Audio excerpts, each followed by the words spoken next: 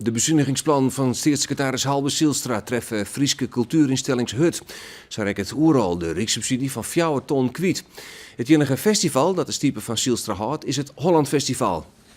En dat we beide festivals bezoeken en dan vooral in hoeverre ze afhankelijk binnen van rijkstypen, dan valt op dat het Holland Festival daar volle afhankelijker van is als Oeral.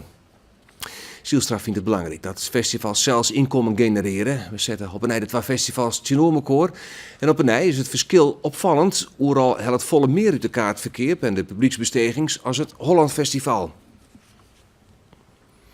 Ja, praat er ook verder, maar Marilie van Rongens is algemeen directeur van het Oeral Festival. Goedenavond. Goedenavond. Een bittere pil, zo een week voor jullie 30ste editie, denk ik, hè? Ja, zeker een bittere pil.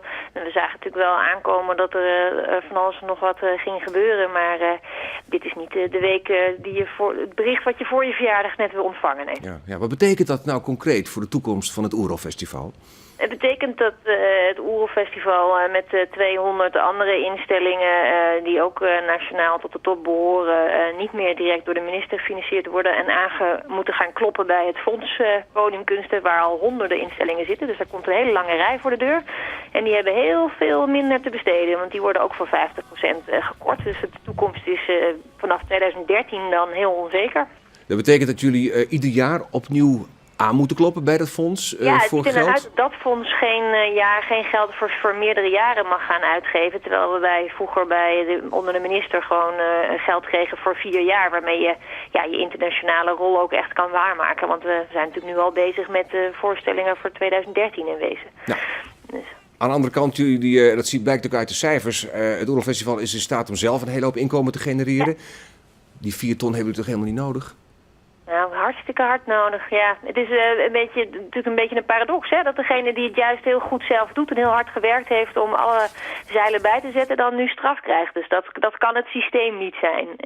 En die 4 ton is de basis waarop we alles bouwen. Dus als je die eronder uittrekt, dan stort het als een kaartenhuis in elkaar. Ik heb gewoon structurele lasten met mensen in dienst en die moet ik daarvan kunnen betalen. En als dat wegvalt, 4 ton, die haal ik niet zomaar ergens anders vandaan. Nou, we gaan het in de gaten houden. Marilie van Rongen van het Oeral Festival, dankjewel voor je toelichting. Dankjewel. Ja, de bezuinigingsplan van staatssecretaris Zijlstra week voor theater grote gevolgen. Zag het zelfs dat de toekomst van het theaterzelskip vaststaat. Maar nog 8 oren theaterzelskippen je theater bij de landelijke basisinfrastructuur. Dat smiet een structurele subsidie op van 1,1 miljoen euro. Maar de staatssecretaris vindt dat dit zelskip net van nationaal belang is en wil het uit die basisinfrastructuur helpen. En dat zou de deerstek budgetten kennen.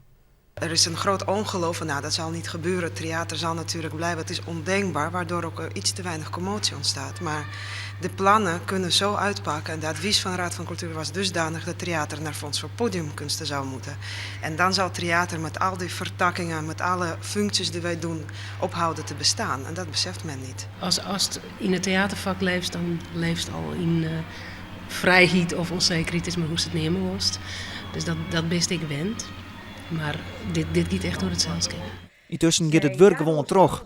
Zo binnen de acteurs het script aan het lezen voor een nieuwe Frieske dramaserie. Hij stopt het pillenzakje in zijn borstzak. Hij maakt aanstalten om de badkamer te verlaten. En wil je nou voortaan kloppen? Kom bij jou toch ook niet zomaar binnenlopen? Hoe kwam hij eigenlijk aan die pillen? Neemt hij die rotje ook mee naar de keet? Het theater roept mensen op om persoonlijke brieven te schrijven naar de Tweede Kamer. Die het 1 juni praat worden zal over de cultuurbezuinigings. Want die ljouwt jouwen ze nog net samen op. Maar het is nog net al, het is gewoon alle hands on dek en vechten voor ons voor wat wij belangrijk vinden. Hallo? Is er iemand?